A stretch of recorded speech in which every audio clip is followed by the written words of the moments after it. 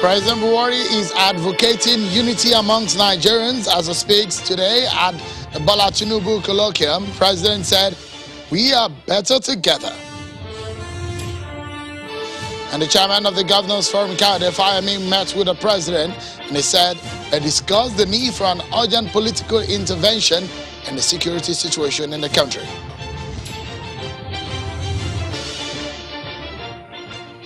Hello everyone and welcome to Politics Today live on Channels Television. I'm Sean Kimale at Channels Television's global headquarters in Lagos, Nigeria.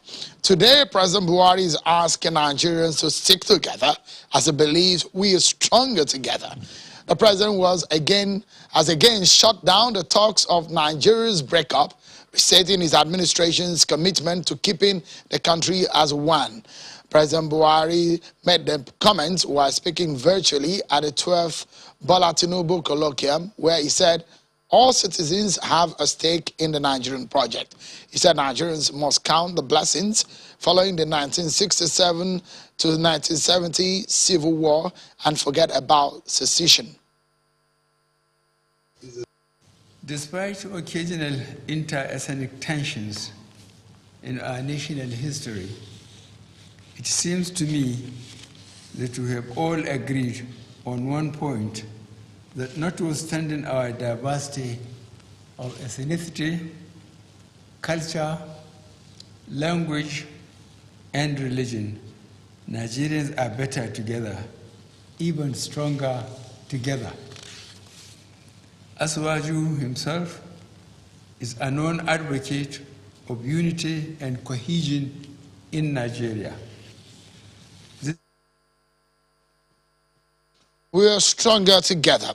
That's part of our conversation tonight, and how we can stay together and stronger together.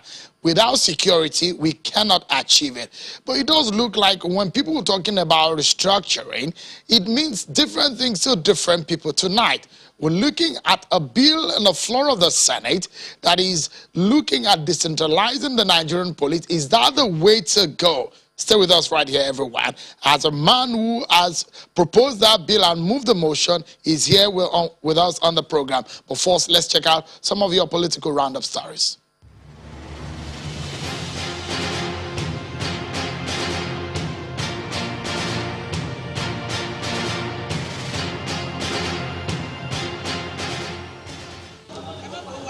The Kwara State chapter of the People's Democratic Party, PDP, has inaugurated an 18-man reconciliation and engagement committee to reconcile aggrieved members of the party ahead of the 2023 general elections. A former National Action Chairman of the PDP, Abubakar Kawu Baraje, is the chairman of the committee that has Senator Rafi Ibrahim, Ishola Balogun Fulani, and Barako Mohammed, among others, as members. Therefore, by the powers conferred on me, as the state chairman of the Kwara State PDP, and with full support of my colleagues, the State Working Committee, I hereby inaugurate the committee named the Conciliation and Engagement Committee. What we are asked to do is to do a thorough cleansing of the house for this party. River State Governor Nyesom Wike has absolved himself of complicity in the controversy trailing the recommendation of a junior judge in the State High Court, Justice Simeon Amadi, as the next Chief Judge of the state. Governor Wike is being accused of ignoring the precedents of the order of hierarchy in the appointment of a chief judge in favor of his kinsman, Justice Amadi from Emoha, an Ikwere-speaking local government area, instead of the most senior judge, Justice Joy Akpagonom from Abuwa-Odua local government area. In this case, they're done it like acting chief judge. I don't want to have acting chief judge. I want to do my own thing on time. And we did it on time. And just in their wisdom, submitted two people's names, and NJC recommended one. And you're not playing politics, that is the governor. Well, those things are smoke screen. The former chairman of the People's Democratic Party, PDP, in Ebonyi State, Mr. Onyekachi Nwebonyi, has defected to the All Progressives Congress. Mr. Nwebonyi is alleging marginalization of the people of the Southeast by the party at the national level as the reason for his defection to the APC. The former PDP chairman and state executive committee of the party resigned their membership with the party and decamped to the APC. The defection, which took place at the Pa Oruta Ngele Township Stadium, Abakaliki, also had chairman of the 13 local government area chapters and chairman of the 171 wards leaving the People's Democratic Party. And based on the stand of the National Executive, the National Working Committee, they've all been removed from the party, not just suspended. It appears as if the national leadership of PDP is not taking the Igbo race serious. We have to try elsewhere.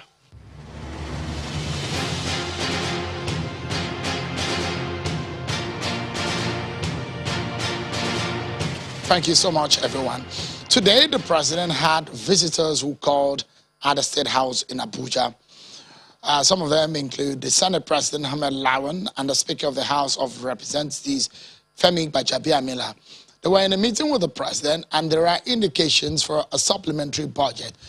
But the chairman of the Governors Forum and Governor of Ekiti State, Dr. Kayode Fayemi, also called at the State House, and afterwards he briefed on the discussion he had with President Buhari. Take a listen to him. One of the good news I came away with from the president now on this issue is that he's already informed the National Assembly that they would be receiving a special request from him on procurement of equipment on an accelerated basis for our security services, because that was one of the issues that we put before him. I also don't think we are naive enough to think that it's simply a military action that will resolve all these security challenges. They have root causes. And the root causes require political will, political action on our part against poverty, against inequality, against the disconnections between our youth and the government. Well, and to a major conversation for tonight, everyone. A bill which seeks to decentralize the police command structure with operational and budgetary powers vested in the zonal offices scaled the first reading on the floor of the Senate last week. The bill was titled the Nigeria Police Act 2020 Amendment Bill 2021. It was sponsored by the Chairman, Senate Committee on Media and Public Affairs, Senator Ajibola Basiru. He's a senator representing Osun Central at the Senate. He's also the Senate spokesperson. What does this bill really mean? If it's passed into law, then it means that there's going to be some adjustment in the law that guides the activities and the operations of the Nigerian police force. What does this mean in the light of the clamor for state policing in the country? Will this bill help answer the question on the issue of insecurity that we currently face in the country? Well, you heard the chairman of the Governors Forum talking about the political intervention or the political will in resolving the security situation. Senator Basiru Ajibola joins us now from Osogbo in Osun State. Thank you so much, Senator, for joining us tonight. Let's begin the conversation. First and foremost, I'd like to get your reaction to what has become a major agitation in the Southwest region, part of where you represent at the Senate. Now, there are agitations for Yoruba Nation. Part of what the president was saying, that we are better together. Yesterday, a senior advocate of Nigeria spoke to us on the program and said there is nothing wrong, there is no criminal offense in wanting to leave the unit, the country. Now, you are a PhD, you have a PhD in law. Give us a sense of what this agitation means for our nation.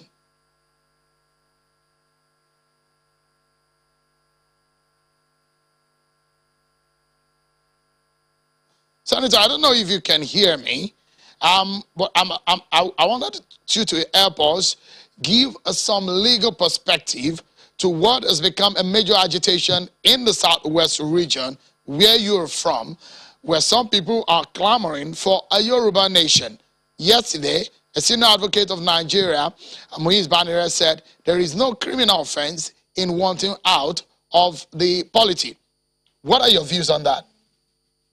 Yes, right to self-determination is an internationally recognized human right, but there are ways by which these rights will be exercised, not in an anarchistic manner and in the way calculated in political health as a form of the recent agitationists have a doubtful credential as to their altruism and commitment to even the self-determination group. Without mentioning names, some of these people were known to be ironies of opposition political party. As far as I'm concerned, as a human rights person, there's nothing wrong about right to self-determination, but it must be conducted with legality and in the context of not having to create unnecessary profiling against any particular ethnic nationality. But in this sense, the president is asking Nigerians to stick together. Is there a premise or is there an avenue for people to also vent their anger, vent their frustration about what is happening and how the structure is not favoring them?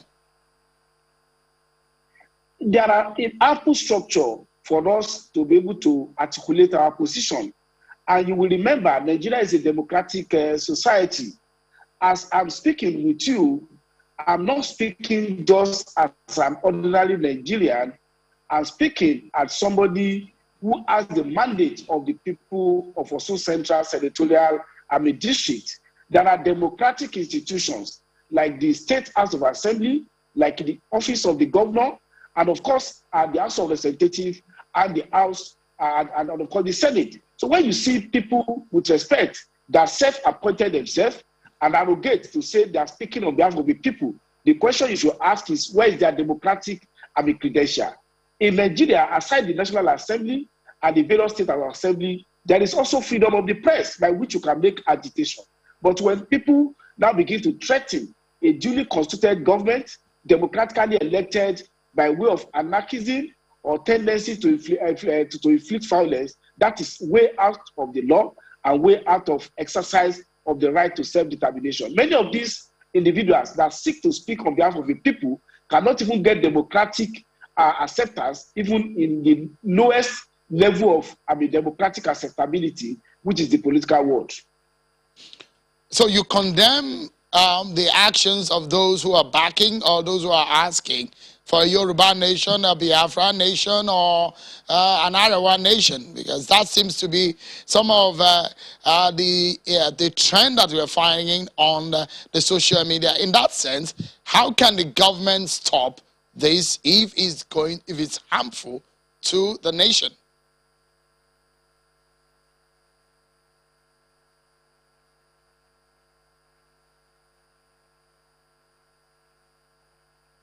As I said, if you have legitimate concerns about exercising your right to self-determination, then don't get them about that.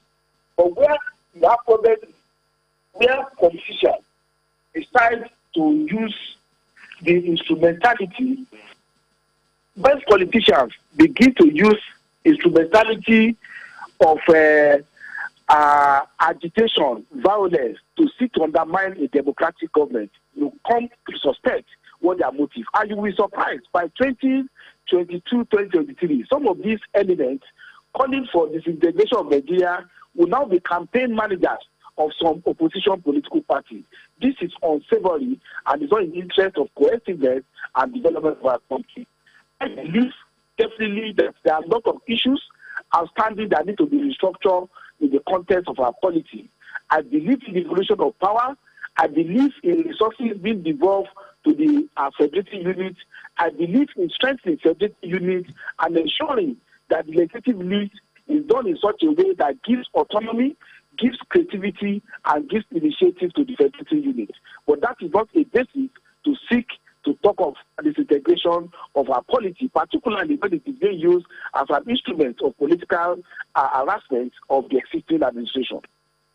Let's take a break, Senator. But when we come back, you will tell us more about the bill that you moved on the floor of the Senate on decentralizing the Nigerian police. Does it mean state police? You'll be telling us after that, after this break, everyone. Join us again.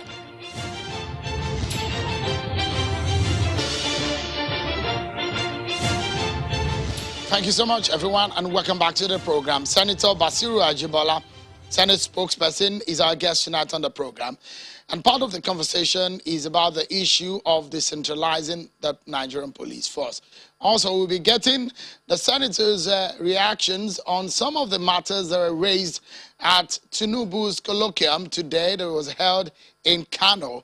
The issues of national development and of national unity were raised. These are very critical issues. But quickly, Senator, give us an understanding of that bill that you moved on the floor of the Senate. Is it the same thing as the clamor for state policing?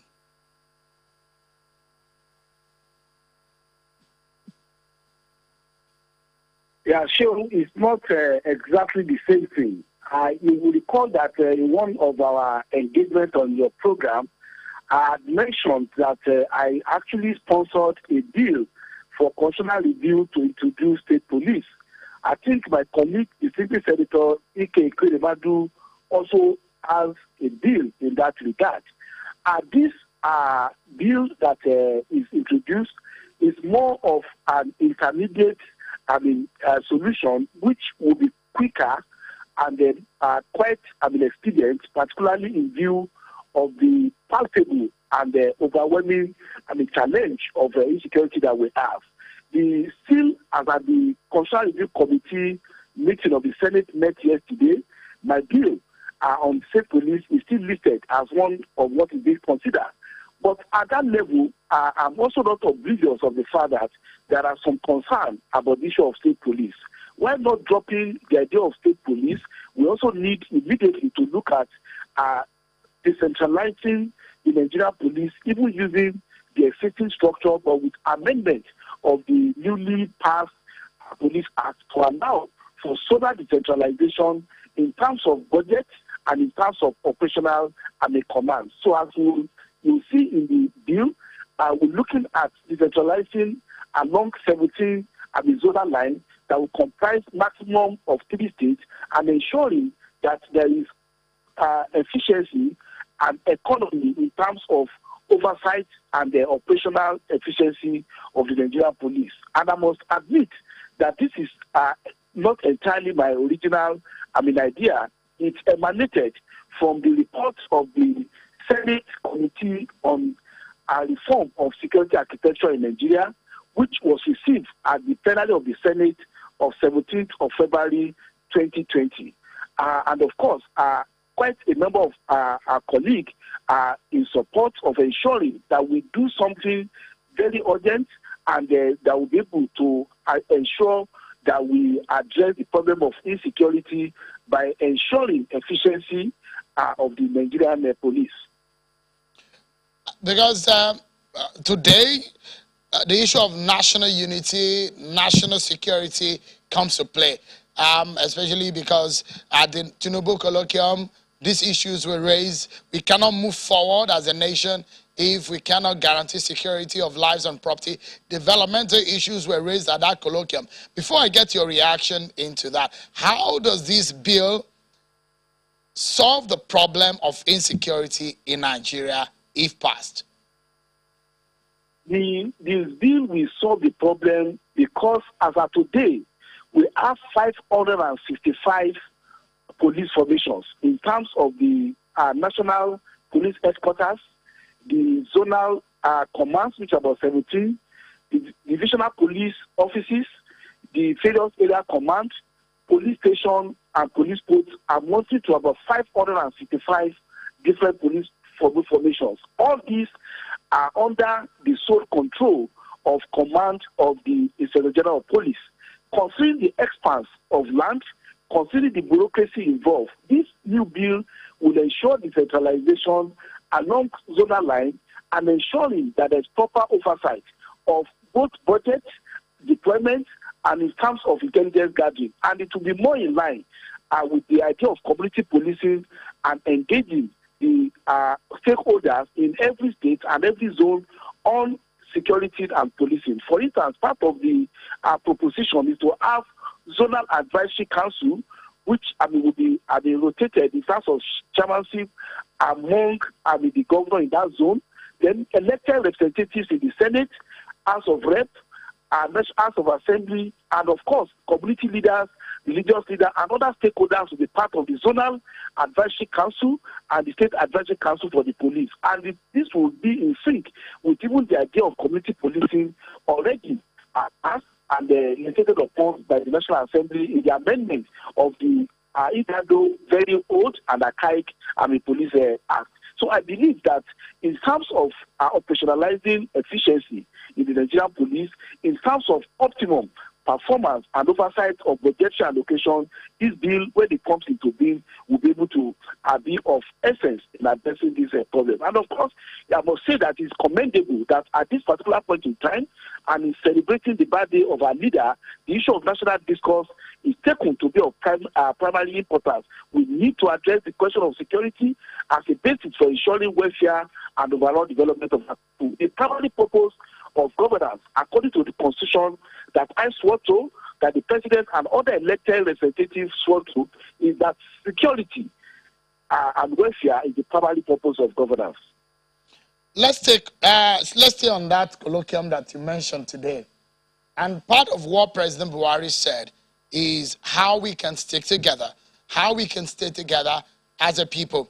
With what we have on the ground and the speech from the speech of the president, how easy can we navigate the present political problem that we face? Because some people will say it needs a political solution. So it does have some political problem in some sense.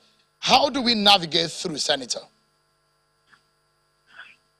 I think principally navigating this challenge is part of us coming to realities to say that there is a need for us not to brush aside question of national cohesion and whatever we need to ensure that national cohesion. The reality is that Nigeria is an heterogeneous society, and considering the size and the heterogeneous nature of our society, the founding fathers of this country decided to take on federalism.